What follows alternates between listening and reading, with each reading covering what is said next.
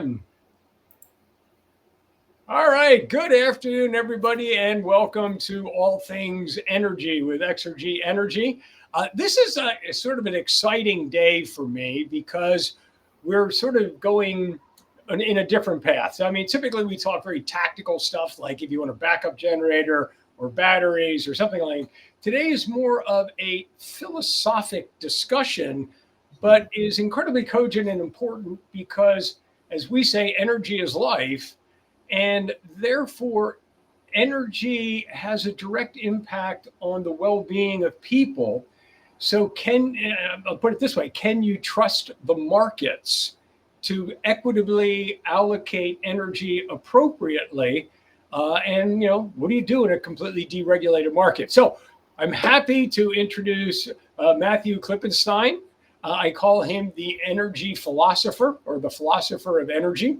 Maybe we should call him the energy whisperer or something like that. And we're going to discuss some of these priorities, hierarchy, the value, the equity of energy. So Matt is a chemical engineer like myself. Sorry about that, Matt. I mean, I'm not sure anybody likes us out there.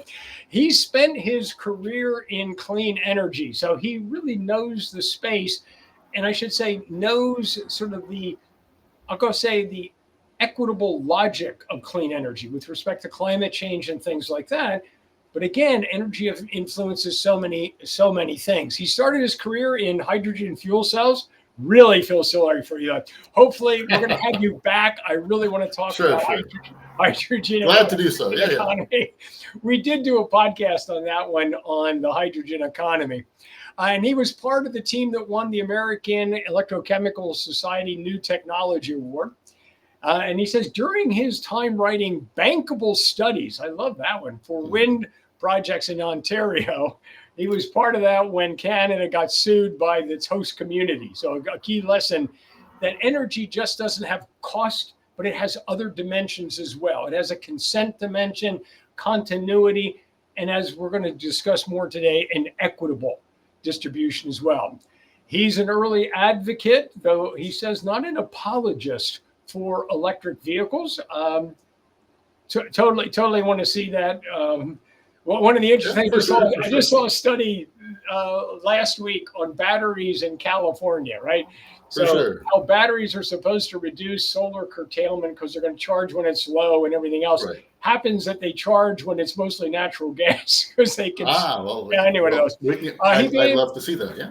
Yes, he began chronicling the Canadian electric market, vehicle market in 2013. He's a minister and led outreach for the province of British Columbia, pioneering rebate program to help install chargers in the shared garages of apartments and condominiums. Got to have you back talking about EV charging. Really interesting. Again, one of those community resources. How do you allocate the cost, et cetera, et cetera. And he spent 3 years in the Canadian Hydrogen Association. So have you been part of that big deal between Germany and Canada? Canada's going to make all of this hydrogen or something and then ship it over as ammonia to Germany. Or were you part of that one? So that was an industry association. I just want to make sure I'm coming through okay, right? You're good. Okay. Clear. Yeah. So that might be a good starting point. So I was with an industry association, the Canadian Hydrogen Association, and some of our members are developing projects to do exactly what you say. So it sounds on the outside like a Rube Goldberg machine on a cost basis, but there's actually a consent basis, which makes it make sense. So I hope you understand that, because you use that term in your bio, and I'm a little confused. You say, but there's some logic in a consent basis. Right. So you need to like if everybody gets together and wants to make a bad decision and they all agree, let's make this bad decision, it's now a good decision because they all consented to it. I don't understand what you mean by consent there. I guess on the consent side, maybe the best way to think of it is that if you're an engineer, you often work on cost issues, making something better, making something cheaper. But if you want to do things which affect communities outside a single decision-making customer, now you have communities involved. There has been some backlash against solar and wind projects in certain parts of the rural states, and if you aren't good enough to win the consent of people who are presumably going to benefit from royalties and so forth, then that's probably on you. But transmission as well, right? Transmission is something that will involve not just one host community, but possibly multiple communities along the way. And actually pulling this back to the hydrogen side, one might think initially, well, why don't you just take this wind and send it down to Massachusetts, send it down to PJM? And to do that, you would have to make these wind projects. You have to get the consent of the host community, probably not too hard, consent of the indigenous communities, the indigenous nations, federal and provincial government. But then to go from Newfoundland, Labrador, you have to go down to Nova Scotia and that province and those communities and those indigenous nations. You have to take a little jog over to New Brunswick, same deal, province, municipalities, indigenous nations. Then you go through Maine, I think, and then eventually New Hampshire, and then finally to Massachusetts. So it's like a herding cats of maybe 50 stakeholders, 30 to 50 stakeholders at various points, which could each of which could significantly delay and block the project. If you send it to Germany now, you have one host community, the relevant indigenous nation, province and federal government, and Germany. That's it. So in my experience, if you have an option between a five-way negotiation to come to fruition, or a well into the double digits negotiation to have a project move forward, the business person, as long as the cost is there, will choose the five-way decision because that's a little bit less. No, would choose the one way. If I'm a businessman, I was like, I don't want to make a five-way negotiation. That's illogical, right? Right. So you choose the way with the fewest number of participants, each of whom could block or significantly slow your project, is what I mean. Understand. But part of the problem with consent is consent is still an emotional thing, right? Because it's still like how I believe in things, right? So it still comes down to, I only have to deal with the government of Germany to consent to do something. Now I'm going to be pejorative here. That's going to screw over the German people. So rather than, hey, it was 5 that I had to deal with, what about Germany's 80 million people, right? Or whatever, I think they're 80 million over there in Germany, right? Do you have the consent from them? And say, hey, we're going to do this thing. Look how incredibly, and again, I'm being super nasty. Sure. Look how incredibly inefficient, stupid, and expensive this is. Right. Are you consenting to allow us to double your electricity bills so that we can take wind from Canada to create hydrogen? So wind at a 70% efficiency to create hydrogen at another 60% efficiency, to create ammonia at another 40% efficiency, to ship it over, and burn it there at another 70%. So by the time it gets to you, and then we're going to burn it, my understanding was we're going to burn the ammonia in ammonia-specific turbines, right, to generate power, so that through the whole process and cycle, I got a 20% efficiency. Versus, if you start off with very low cost, shouldn't we use the ammonia to increase the, to use as fertilizer, that type of thing? But anyway, we get digested. Well, that's the beauty of free markets, right? So a free market, like the, what is it? The price of a free market. You have this eternal vigilance saying, right? Basically the cost of a free market is eternal tolerance for people making decisions you think are a bit weird, a little bit askew. And so if the buyer in Germany is willing to pay more than whatever the fertilizer purchaser elsewhere is, the free market says, well, most likely the vendor will choose the higher. I totally agree. Totally agree. Yeah. But I do challenge you to tell me that that's a free market transaction if it's the government of Canada negotiating with the government of Germany, and the government of Germany is negotiating on behalf of their populace, because they're the consumers that bear the cost. So the government of Germany says, we as the government have decided that we want to be super green and everything else. And we're going to, put that on the people.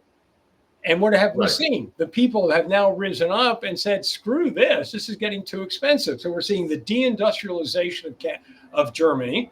Power prices are too expensive.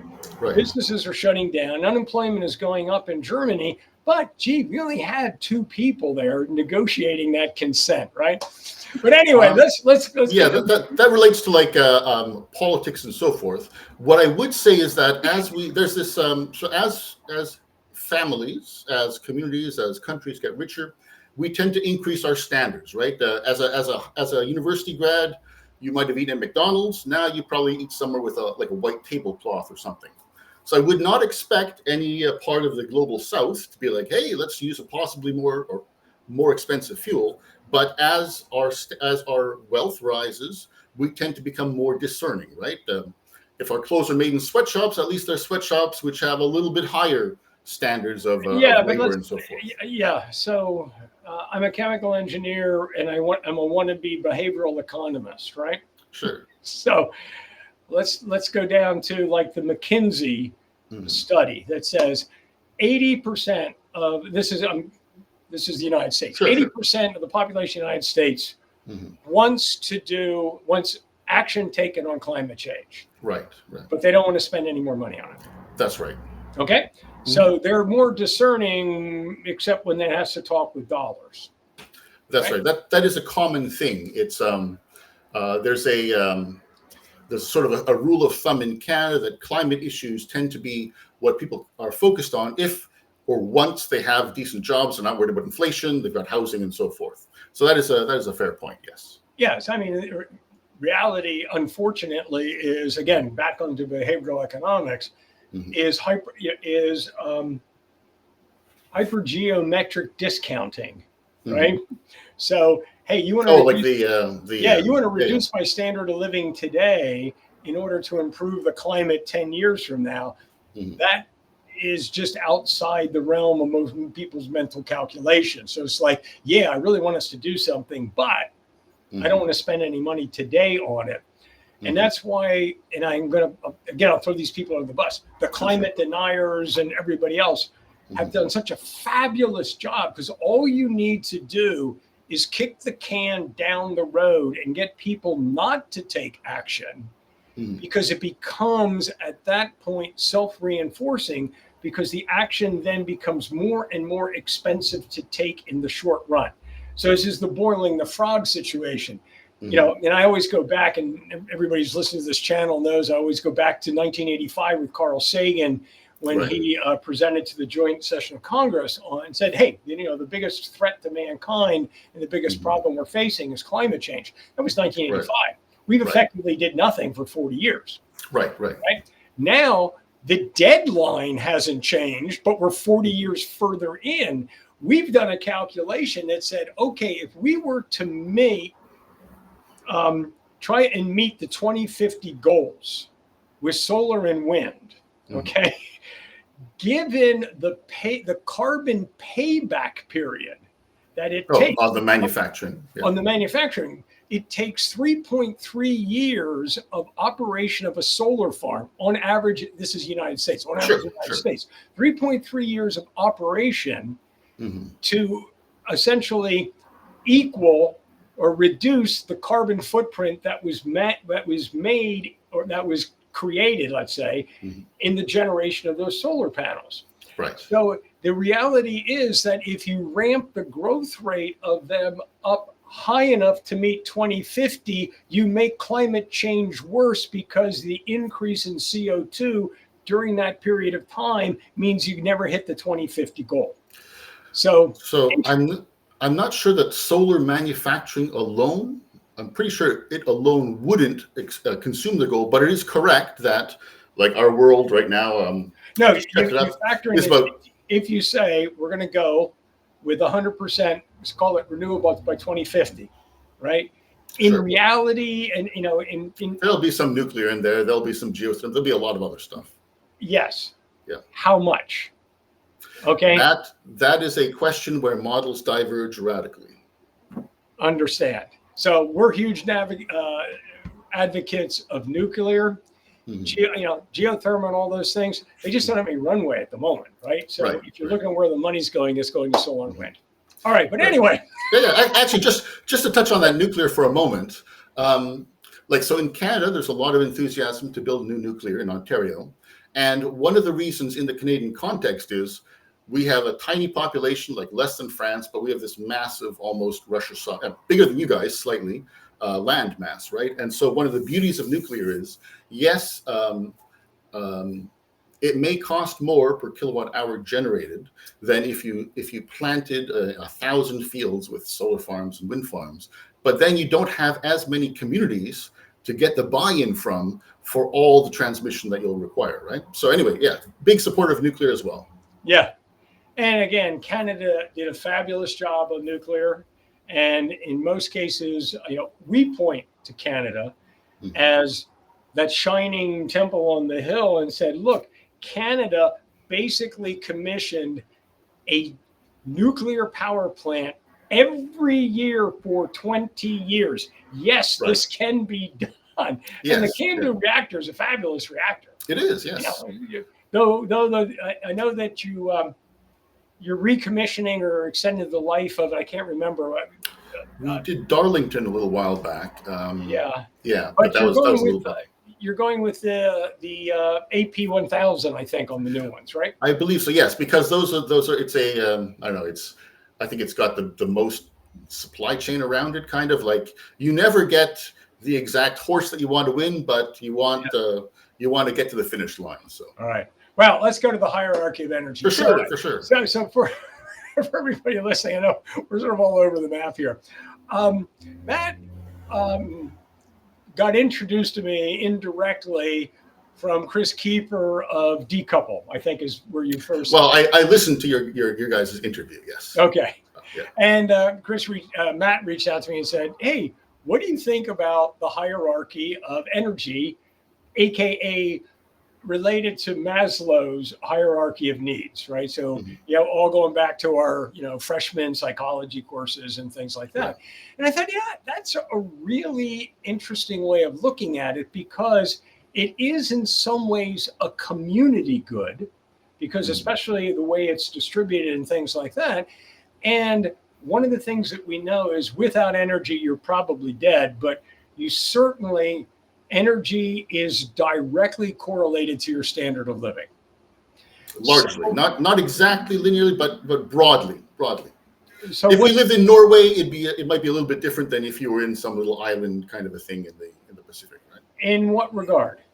So, as an example, in Canada, we're somewhat somewhat colder than, I don't know, maybe Mexico, something like that. Larger distances to travel and so forth. If you had a mass of people in a small area, maybe Japan, something like that, then you could still have a high quality of life. Your energy usage, maybe because energy would itself be more expensive, your energy use per capita, like the correlation between GDP and energy use, like end use energy use, is not exactly linear. It kind of flattens out. Broadly speaking, though, for most of the world, they want more energy, and wealthier countries should not be in the position of telling them, no, you can't have more. Yeah, but you got to be super careful when you look at that, and don't look on a country level. You've got to look globally on that, because economies then shift their energy intensive industries and things somewhere else, mostly due to either what we call environmental arbitrage or labor costs, et cetera, et cetera. But if you look on a global sense, the correlation is quite high. But when we talk about the hierarchy of needs and things like that, and again, going back to Maslow, sort of at its root premise is that there is a scarcity, right? So if I have let's take Maslow, right? First, I got to get the food, and I think it's food first, sex second, that type of thing, right? At the very top is like self-actualization. Self-actualization. That's right? the very, We get down to energy, it has sort of a similar pyramidal dynamic to it. So let's take Canada. Without energy, and I'm in northern Saskatchewan, or let's go to Fort Murray. Let's get really cold. Fort McMurray, yeah. Without energy, I'm dead pretty early, pretty early in the winter time, right? Type of thing. So I need a certain degree of energy just to survive. And again, when we talk energy, we think of all of it, whether it's natural gas, oil, electricity. Also think food, right? We're essentially energy machines ourselves. I mean, we got to import a lot of, we import a lot of stuff from the southern US in terms of fresh fruit and stuff. Yep. I'm happy to pay that relatively higher price because I do kind of like, being able to eat citrus. Right. So when you sort of reach out and say, okay, well, what about a hierarchy of energy need, or let's say energy value or something? Behind that, as I said, the premise is there is a scarcity that somebody has to prioritize and make a decision, because if there is no scarcity, then priority is irrelevant because I don't have to choose, right? There's a hierarchy. What comes first? What comes first is, I'm going to say, is irrelevant if there is no scarcity. Like, what should I do first? Well, it's reason because I'm going to run out or something. If it's like, hey, it doesn't matter what I do first. We always turn around. There's going to be enough there. So let me ask the first question. You're in the hot seat here, Matt. Sure, yeah, no so by just proposing the hierarchy of energy, are you forecasting or expecting that we are going to have a shortage, or there is a shortage of energy now, or there's going to be an increasing level of rationing or something? What's your view on that going forward? So I guess my broad view, I don't know, long-term optimistic. I think Doomberg says, I've known him for a few years, he's optimistic, he's bullish on the human experiment. And I do think that we will have, I don't think scarcity should be in global terms, should broadly reduce as we bring more technologies online, as more countries are able to use more energy to make more stuff. Even if, sorry, let me just pause there for a moment. I think we will always have, even in a global system which works smoothly, you'll always have pockets of places where you have local scarcity. You might have disasters. You might have, I don't know, mischief maybe. You might have poor public policy. Any number of things. I do think that a hierarchy might be appropriate when talking about energy, because there's this triangle, not a pyramid, but a triangle, often talked about, the energy trilemma, whose corners are security of supply, sustainability, and equity. And really, I would imagine that security of supply comes first. You can do a lot with efficiency and other things, but I think as European countries discovered after Russia invaded Ukraine in a very evil manner, security of supply comes first. Then you can kind of tinker with other things, but making sure you have the baseline, the equivalent of food, clothing, shelter. Sorry, go ahead. No, somebody else. So first, who's responsible for security or providing energy security? And how, if that is number one, how does whoever is responsible for it make a decision of who gets something higher up the triangle cut in order to provide security for somebody else? If it isn't a free market system where energy prices determine the allocation. Right. So I think this is sometimes called public goods or club goods. Public goods, yes. So hopefully people live in areas where the government, the collective of society, has regulators and experts to ensure that we have a steady supply, particularly of electricity, but also of other fuels, other energy that we might need. That requires forecasting, that requires sometimes regulating companies strictly, also requires creating markets like capacity markets, for example, as we were talking about earlier, to say, well, we don't know that we will have an ability to balance all these variable renewables, as wonderful as they are. Let's always make sure we can satisfy X megawatts of relatively time indefinite supply. And so that's how I would say it would be like I don't know, the energy analog maybe to having like police services or a fire department, something like that. You get together, you say, this is kind of what we need. We have standards. We try and make those broadly available. There is a second question on the equity side, though, which is that a wealthy person can always outbid a poor person for the rich person's wants as compared to what a poor person might need. And so there are a number of market mechanisms where we can still leverage the power of markets, the ability to find prices, to find signals, while cushioning or protecting the downsides of markets from parts of society which are more vulnerable. So help me understand a couple of things in there. One, and I'll be nasty again. Yeah, sure. Sounded a bit socialist to me, but yeah. But anyway, who is this governing body? Mm-hmm. How do they make their decisions? Are they elected? Are they appointed? Are they political? Are they non-political? Et cetera, et cetera, et cetera, et cetera. And then what is the economic balancing mechanism so that I'll say the poor and the rich have equal access to energy, which by definition, because it is theoretically an efficient market, would have a single price. But the rich would be willing to pay more or capable of paying more than the poor, but I only have a single price. So if it's supply and demand, how do I so what are the mechanisms to ensure that those in most need, again, going down to the pyramid, get what they need, where it's sort of like the highest payback, right? Is the highest payback for them is that security. The rich person doesn't have that. To him, the most important thing is that I get to charge my electric Maserati or something. Or whatever, yeah. Yeah. So help me understand, who are these governing bodies? How do the regulations work? How do the economics work in your view here?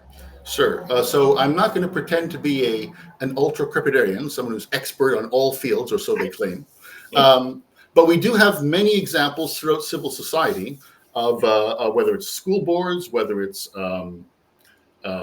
regulations for technical safety items, that we do have, I believe, largely appointed and vetted experts to do appropriate studies, hopefully studies which are not infected with disinformation or misinformation, which do their best to achieve the goals that society wants, right? So I'm not on the local school board. I kind of trust and hope and keep an eye on what is being taught, how it's being taught. Well, they seem to be doing a pretty good job to me, but I wouldn't. I think we would want to value expertise, I suppose. There is a danger if you elect everyone that a person who's really good working the crowd, they might not actually have that skill of providing prudent advice, and vice versa.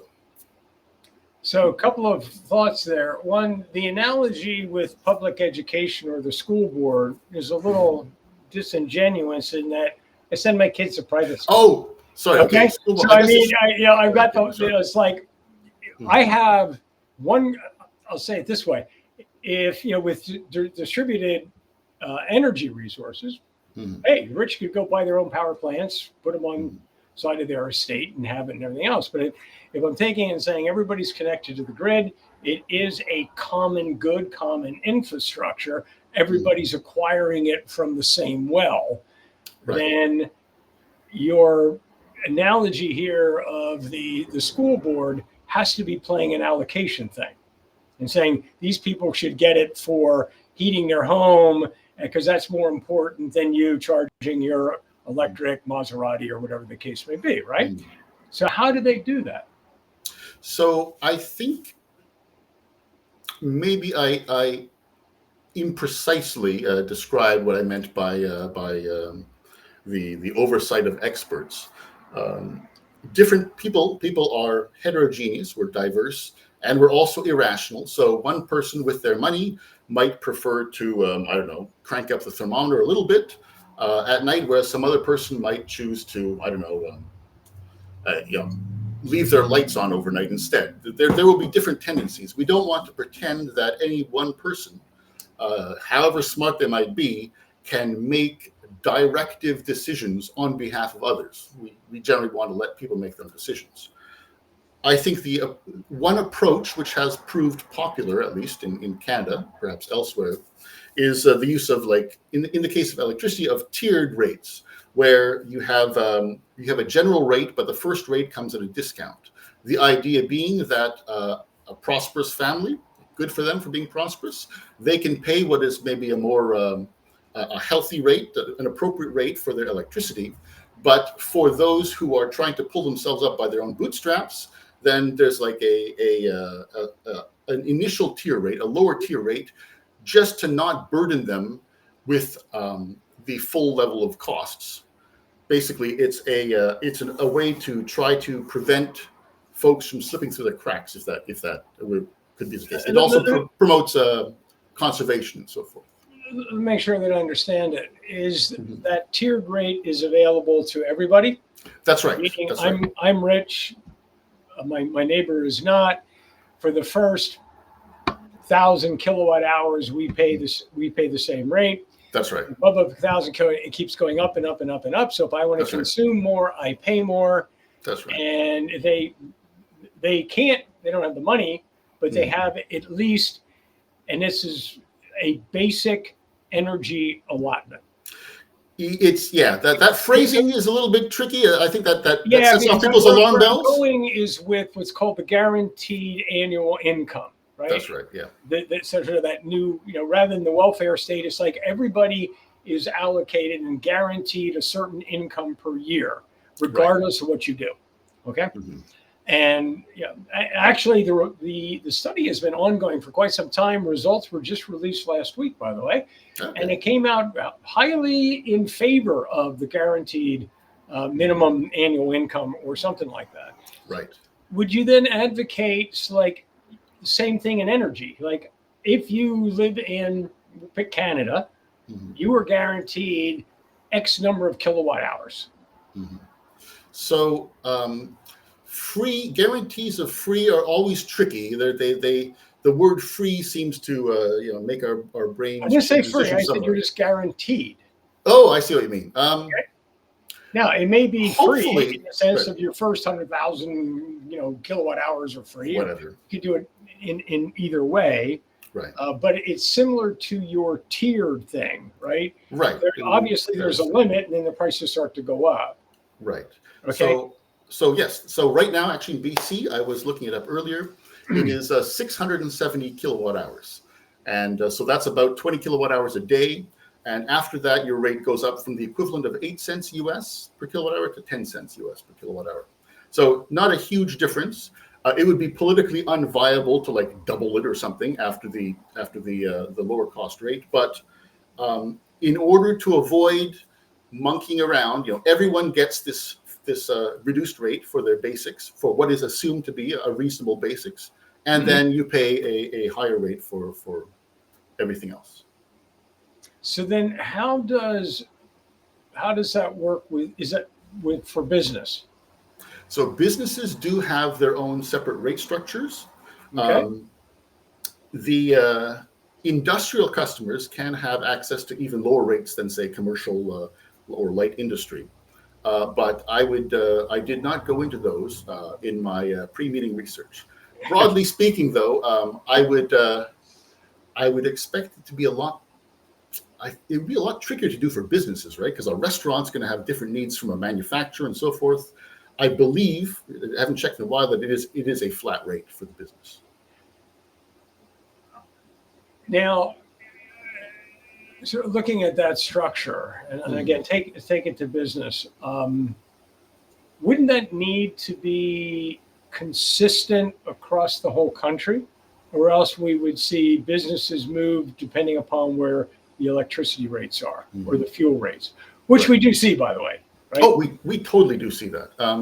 So I think in a what is it, a copper plate model, like a zero-dimensional top-down model, you would imagine that would be the case. Canada being so vast with so many quirks, I don't think we have quite as much business jockeying between provinces. British Columbia, where I am, is as big as France and Germany combined, with like 3% of the population. And so it is a big thing to get to Alberta or Saskatchewan elsewhere. That said, in general, I would imagine that if you are looking for an electricity-hungry business, you are probably looking at Quebec, maybe looking at BC, some of these other provinces which do have these much better arbitrage or differential prices compared to some of the other provinces. So in that tiered structure, mm-hmm. that's managed, I would assume, by what we would call the Public Utility Commission. Yes, that's right. Which says, okay, this is what the tariff structures are going to look like. That's if right. You're residential, between this and this, this and this and this and this. And that's right. Off we go. Got it. Okay. How does that work with respect to the allocation and investment in energy?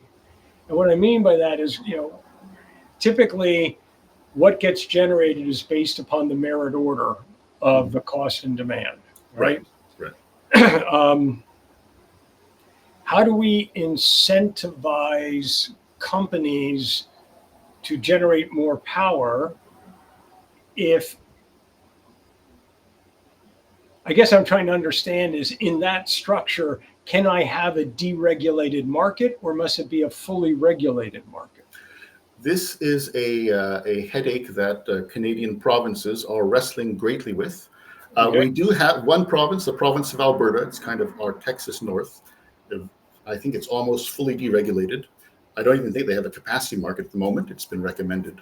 And so maybe unexpectedly, that is where all the renewables developers are going, because easy permitting, everything. You basically estimate what costs you think, what price you'll get for your electricity. Does the math work? In British Columbia, we have our provincial utility. The way to advance projects, larger projects, non-rooftop type projects, is to they will issue calls for power, saying, well, we'd like to have this much power, please submit bids. We'll take the lowest 3,000 megawatts worth of bids, or whatever it is. And that is a little bit top-downish, or that is very top-downish, because then your ability to develop depends on when's this call. If we lose this call, when's the next call? We do seem to be in a point where the province will be making calls, I think, every 2 years. So if you don't win round one, you can still have someone hired and then sharpen your pencils for round 2 and round 3. But it is, it's this tension between regulated and reduced chaos, but inflexibility, versus unregulated or less regulated with potential wild turbulence, until you reach that beautiful sort of a highly competitive, dynamic capital market, which is neither chaotic nor inequitable. Which can be harnessed, or you can put a bridle on it. Is that the analogy? You could put a bridle on it to try to resolve some of these issues. All right. So let me put you on the spot. Sure. Where do you come out on this? Are you more a regulation guy and these structures, et cetera, or are you more of the, I'll use the Wild West free market type person? So I've mainly lived in BC, which is a regulated market. So that's what I'm most comfortable with. Okay. There have been some heartaches, maybe we'll call them, in various places. Alberta, for example. California has some screamingly high electricity rates, as I understand it. So at the moment, but probably because of my life experience, I'm on the regulated side. I like to be less regulated, more dynamic, more responsive, but I'm not willing to jump off the diving board into the sweet pool of capitalist frenzy. Pure laissez-faire, right? Yeah, the pool of laissez-faire. That's right. Okay. Still, I think underlying that conversation was a premise that there wasn't scarcity. Okay, there may have been, and then again, I mean in this way, right? Like an attempt to normalize an equitable distribution by price, so that your basic needs are met. If you need more than that, you're going to have to pay more, but there isn't an assumption that there's a shortage. Or if the shortage is there, that shortage then is priced so people can't reach it anyway. Meaning, like, the demand is 120 gigawatt hours. We have 100. We're going to price the first one at this, boom, boom, boom. But when we get to 80 and 90, it's going to get asymptotic so that nobody could. We couldn't supply it anyway. I mean, that's almost the merit order you're describing there. Yeah. It is the merit order. I mean, that's the way our markets work right now, is if you want more, though in the merit order, everybody gets paid with the clearing number. Oh, that's true. That's true. Right? Yes. Yeah. So if I am rich, and I keep demanding more, I drive the price up because the least efficient and the more, call it, expensive generators are now being dispatched. Right. They end up setting the price. Right. So now the price is set high in order to fulfill, and again, that's this classic supply and demand marginal cost. The marginal cost curve. That's right. That's right. Yeah. Correct. Right. So the rich are setting the price. Then if I set that price for the poor, they can't pay it. Right. Now this was just I need to have that regulation in there to avoid abuse or mischief. That's right. But then how do I determine who gets the lower price of the generators? Right. Is it by their merit order when they bid in, which has a whole different strategy? Like, you bid in low, therefore we're only going to pay you little. These guys bid in high, we're going to pay them a lot. That'll be kind of interesting way, because then it doesn't reflect the marginal cost, which is the basic underlying assumptions of how free markets work. Right. Or do we do it as a subsidy?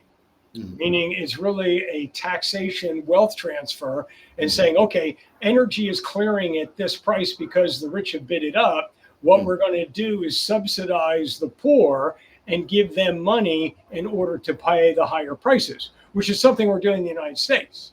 I think most countries have some sort of wealth redistribution, perhaps dating back to when they killed the kings and so forth. So one thing I want to mention. So I had just come out of school around this time, but I vaguely remember that. Did Enron actually pull the trick that you just described, where like they promised to send power to California or something, and they held it back? There was some. I remember. Yeah. So they were on both sides of the. They were sort of on both sides of the transaction, right? So it's like, if we and this is, again, we're going to discuss this a little bit more detail. Capitalism is like, if I create scarcity, I increase prices. Right. That's your self-interest. But I can create. As the Enron energy trader, I control the generation. Right. So I can hold back, let the prices go up, and then send it in, write the contracts. And then essentially do that. And and literally brought down California on that. So that can happen. But here's the more, again, like, I believe there is so much merit to the ability for like millions of different, self-deciding people to come to the right conclusion versus one person who thinks they're too smart, who thinks too much of their intelligence. But one hopes that every time someone invents a new way to abuse systems, you have corrections, and then you at least chop off that path for mischief. Hopefully. No. Understand. I mean, there's a whole, and I don't mean to throw lawyers under the bus. We could be engineers too. It's like, hey, I got a bunch of regulations. Okay, I'm going to figure out how to get around them. Right. And give myself a competitive advantage. And I'll milk that as long until they figure it out and shut it down. Right.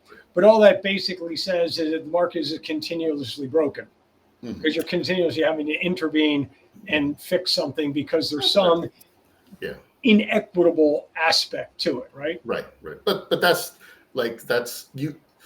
Only a utopia would be so perfect and glistening, and you can't have stagnation, basically, right? Yeah, but let's go back to, and many people forget this. Adam Smith was not an economist. Adam Smith was actually a philosopher. That's true. Underpinning his free market economics is it only works if the culture has a standard of morality and ethics and will not take advantage of others. Right. I read about this. So he wrote, I think before The Wealth of Nations, he wrote The Theory of Moral Sentiments, I think it was called. Yep. And I did once read the Wealth of Nations, including the insanely long chapter on the history of British corn prices, which put me to sleep on many an evening. But I believe the invisible hand was originally like, you have an innate desire to be helpful to your neighbor and not like, rip them off and stuff like that, which will tend to guide you towards being, I don't know, do unto others. Is that my correct understanding? No, you're correct. That by nature, capitalism is, and I want to optimize my individual wealth. It is not altruistic. Now, the logic was, okay, if everybody is optimizing their self-interest, everybody is lifted up by that. Right. That we know that isn't necessarily true because there's a differential in power that tends to accumulate as wealth accumulates as well. Right. Right. Yeah. But sort of going, we get very far afield there. Going back to energy for a second. Now I forgot my train of thought on that one. I guess maybe one just building on maybe the Adam Smith diversion until you get your thoughts. Just interrupt me whenever. But there was another philosopher, John Rawls, fairly recent guy, and he had suggested that public policy can be made with a veil of ignorance, which is to say you craft the policy without knowing whether in the top 10%, 1%, or the bottom 1 or 10 or 1%, or maybe as an extension, do I think all Klippensteins for the next 300 years are going to be white-collar workers? I don't know if I'd want to bet on that as much as I'd like for them to be. So there is an element of wanting to have people who don't assume, their descendants forever will be, 1% McKinsey types, and then try to craft regulations and so forth for the broader good. So, sort of before we got on, you and I were chatting about this one. And again, in classic economics, the idea is you want to optimize or maximize your profit, right? Right. Yeah. And you and I were discussing that isn't really the way business operates. Right. Business do not operate to maximize their profit. Businesses operate to maximize their share price. Public companies, there's something very different between share price and profit maximization. Right. So in most cases, what rewards a stock price is not classical economics of profit maximization, but of top line revenue growth and profit margin. Profit margin is directly proportional to the scarcity that is created. So it doesn't sort of a free market or a capitalistic market by definition want to create scarcity in order to improve margins. Okay, so I'm gonna after this talk, I'm gonna have to go back to the Wikipedia article for Adam Smith because I think he described something sort of similar. I think it was like the renter class or the rentier class, and the idea was there is in his esteem, in his thinking, you sometimes had these groups of people who basically just extracted the wealth from the company or overcharged or something like this for their personal benefit and not like they'd be the opposite of the invisible hand altruists, say. And I would wonder and suspect maybe that like a lot of in my lifetime, I seem to have seen a lot of publicly traded companies kind of get hollowed out, right? You cut off, but you lay off a bunch of people and okay, you might still have the core wisdom you need to keep going, but the stock price shoots up, you do buybacks, all sorts of things like that. I would think that maybe the swashbuckling American entrepreneurship is more associated with the before the stock buybacks era than what you're describing right now, which really doesn't seem to on track to deliver what we would like from entrepreneurship. Help me understand what you mean by that. Doesn't deliver what we like. Lower priced items like jacking up the prices, higher profit margins, stock buybacks, which don't strengthen a company, like they don't get reinvested in operating capital and so forth. I'm still confused. I mean, that's exactly what we have seen. right? So, for Recently, example, especially in the United States in politics, everything we talk about inflation. Inflation drove up prices. right. Okay, understand. But companies didn't pass the cost increases on, Mhm. they marked them up. Why? Right, To right. maintain their profit margins, Yes. right? So they could have just, let's say they were generating 100 in profit, their Mhm. cost went up 3, they could have then passed that 3 through, Yeah. and their profit would have remained at 100. They didn't do that. Yeah. They said, Mhm. okay, wait a second, our margin would have gone down. So I've Right. got to mark up the inflation in order to maintain my Mhm. margin. And now I Right. pass that on, and everybody else marks it up. So Right. there's a compounding effect on any price increase by margin maintenance rather than Right. cost pass through. But that's Right. kind of not particularly relevant here. And going back Okay. to Sure. Sure. your sort of invisible hand, the invisible hand is supposed to assume no outright altruism, but a fundamental altruism at the individual's subconscious moral level. Right. Yeah. Like, It's I like won't act to screw somebody, yeah. right? Therefore, I don't have to think about somebody being screwed. Mhm. Let's go when we get back to the equity. How do you view the processes, incentives, and things we've used to sort of, let's say, transition our energy Mhm. market, solar, wind, incentives, et cetera, et Mhm. cetera. How has that been a net positive or a net, in your opinion, net positive or net negative on the equitable distribution of both wealth and energy in the Right. economy? So I'd say that highly depends on a case by case basis.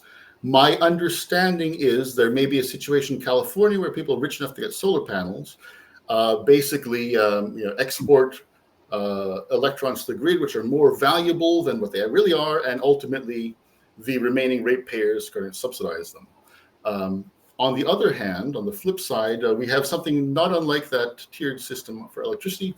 We have a carbon tax in Canada.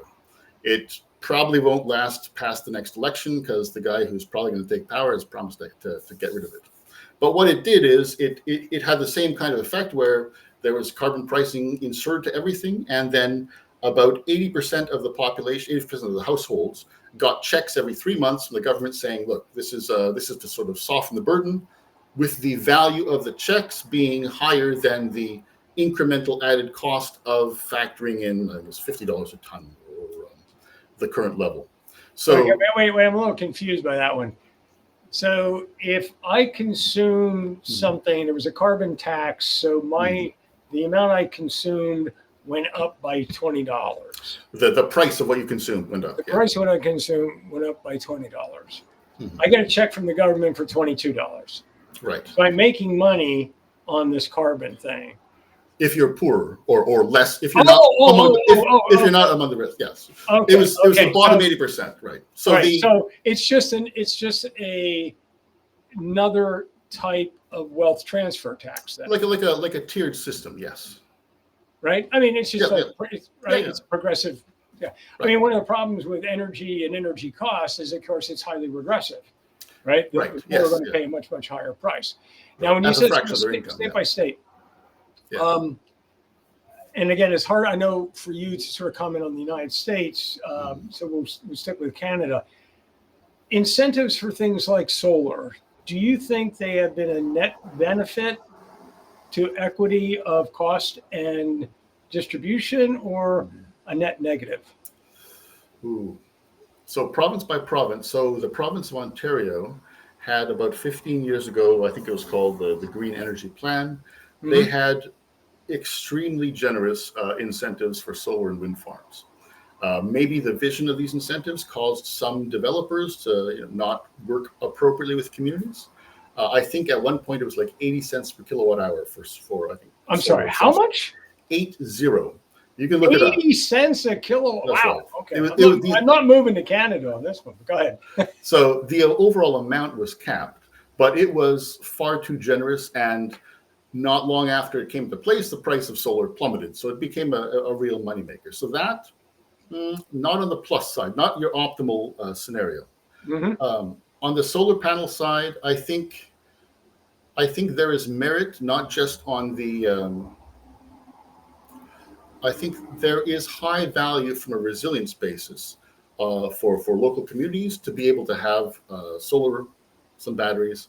You have some ability to supplement the grid, or you have less need to bring in more local distribution, for example, if you can draw some power. But I'm not sure Wait, if wait our a second, I'm current. not confused. Sure.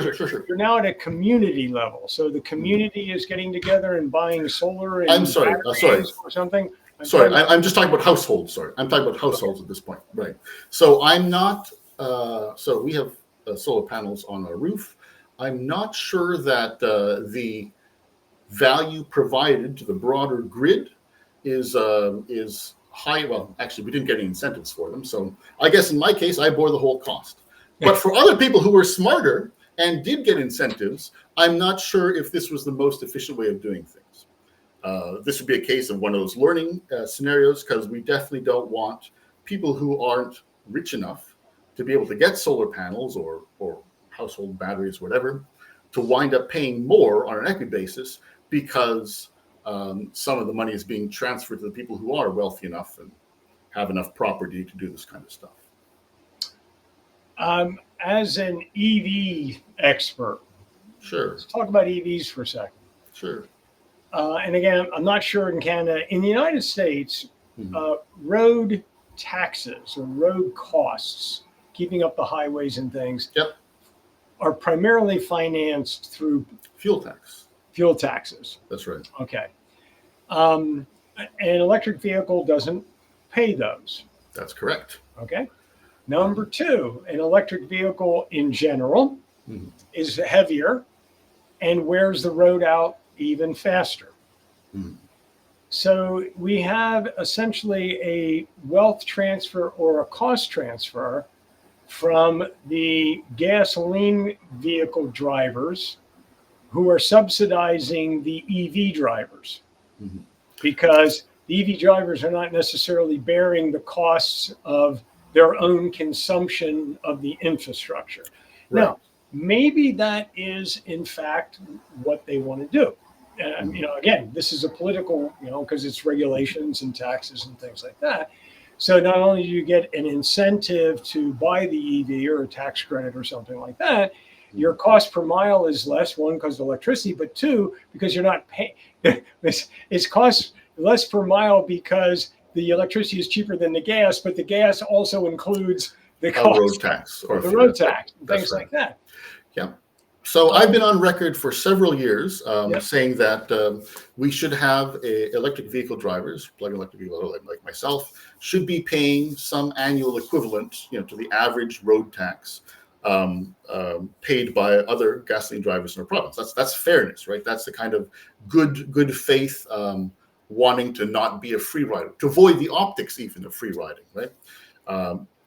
It starts to look a bit greedy if you get an incentive for your car, incentive for your charger, and you're not paying road tax. So I'm very much in favor of not having accidental free riding going on. I've written a couple of years in a row to that effect. This is surprisingly unpopular with other electric vehicle drivers. No, I mean, that would be shocking, right? Right, but it's kind of one of those situations where it's like, you kind of want to be as good as you can, or as like intersection. I forget the word. You want to be in as good faith as you can, and when there are various other things with respect to the fuel tax, we have a transit tax in Vancouver, which is quite high. Same kind of a deal, and so that's my response to number one. It is fair for EV drivers to pay some analogous amount, right? I think that's fair. That would engender some good faith or less suspicion among skeptics. It is also true. Oh, sorry, go ahead. No, I was going to say, isn't this somewhat indicative of people not thinking things through before they institute policies and incentives and things like that?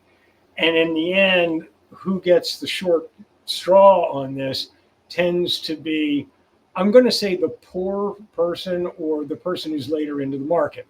Let's take solar, right? So we had in California, perfect example. We had solar net metering.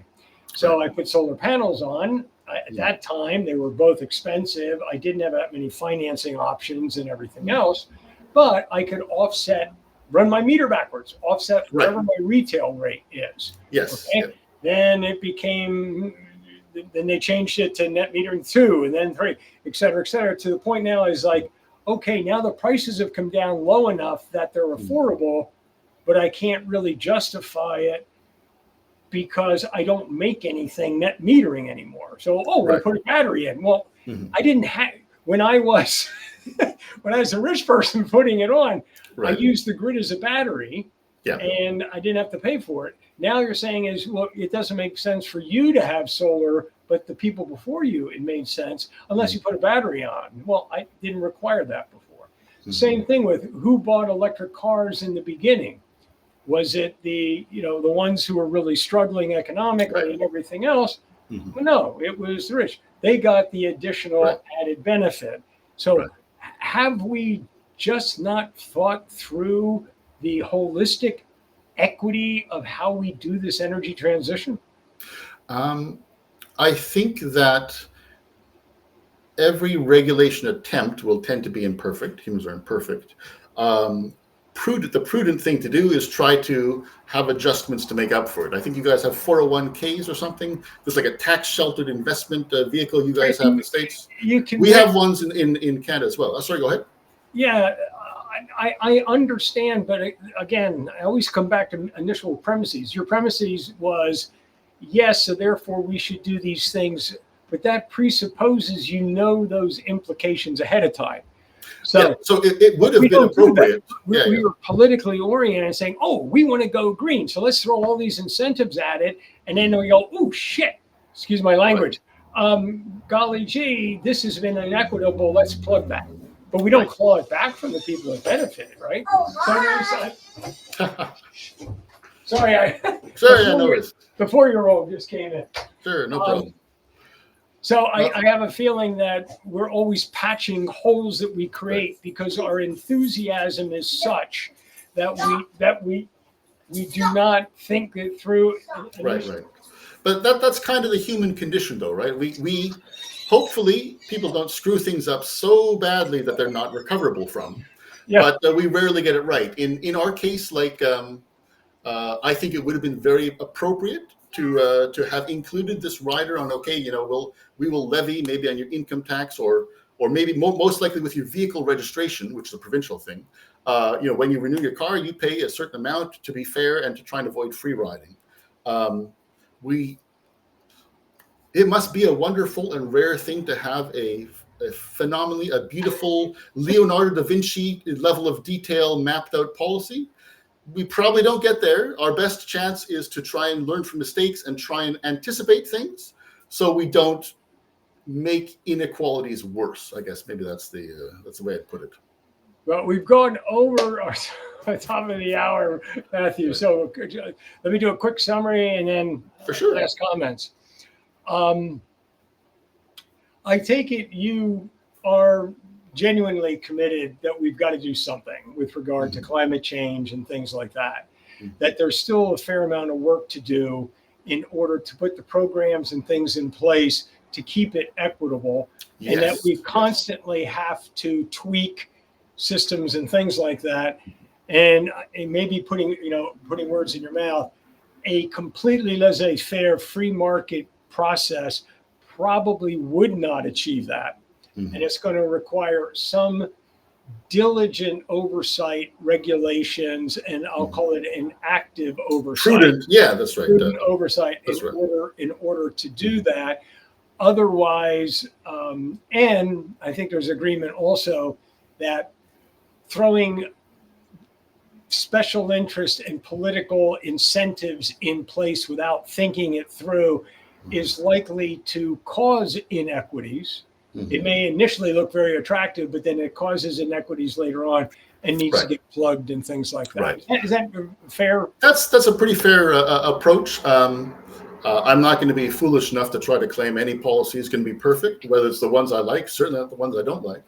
I think the high value of our country's fairly I don't know, fractured political landscape, whatever, is that if you can get people who can engage in civil conversation with the other side, then like you're always blind. Everyone has a blind spot to the stuff they like. If you're able to talk with the folks on the other side, they will see all of your flaws, but then at the same pace, you will see all of their flaws. And then, whoever's in power, you have the ability to maybe, gently steer this big ship of state towards a better place, as opposed to the rocks on either side. Okay. So in addition to all the other things I said, you are a diehard optimist at heart, right? What didn't I ask, or what didn't we touch on or broach, or something that yeah, you have notes, so now I feel really guilty. No. We've covered almost all of this. Yeah. I think I covered most of the stuff. I guess one thing I would say is that maybe a helpful analogy that might be useful in your own efforts is that maybe an analogy could be made that like renewables, they're growing huge. Solar, there's like 400 gigawatts of solar capacity installed last year. They aren't everything though, because you need other things. It's like, would it be helpful in your own advocacy to think of like renewables are like antibiotics? Renewables like vaccines. Actually, vaccines are really polarized for some reason. Call them antibiotics. So they're very valuable. They have a role, but they don't do everything in medicine, right? And so I think for both the people who are super skeptical of renewables capabilities, they don't do everything, but also for the people who are a little bit too optimistic that, wow, it's just going to be carpets of solar and wind everywhere and all our problems will be solved. Being able to say that they have a place, but they're not, like, nothing is perfect. Like, nothing is perfect. That I think might be a helpful. They're not perfectly bad, but they're definitely not perfectly good either. Not in order to get the last word in on that one. Sure. Right? Rather than, vaccines or something. Sure. Renewables are an anesthetic, not an antibiotic. Okay. They don't solve the problem. Unfortunately, they have a tendency to deaden our responsiveness to understanding the true dimension of the problems. There is actually a scientific study a little bit related to that. The principle that if you do a small good thing, you ignore doing bigger things later. I'll try and find it for you offline. But just your thought, again, I think I worked in renewables. I see tremendous potential, but I'm not going to oversell them and try to pretend that, my magic beans aren't going to do everything for you. They have a point. They have a purpose, but yeah, I think it's a good concluding kind of a point there. All right, fantastic. Matthew, thank you so much. It's been a great joy and pleasure. Thank you very much, David. So we're going to have you back. We want to talk hydrogen. For sure. We want to talk EVs. If you thought this one was tough, where do we get the hydrogen? Thanks so much. Take care. Yep. Thanks. Yep. Thank you.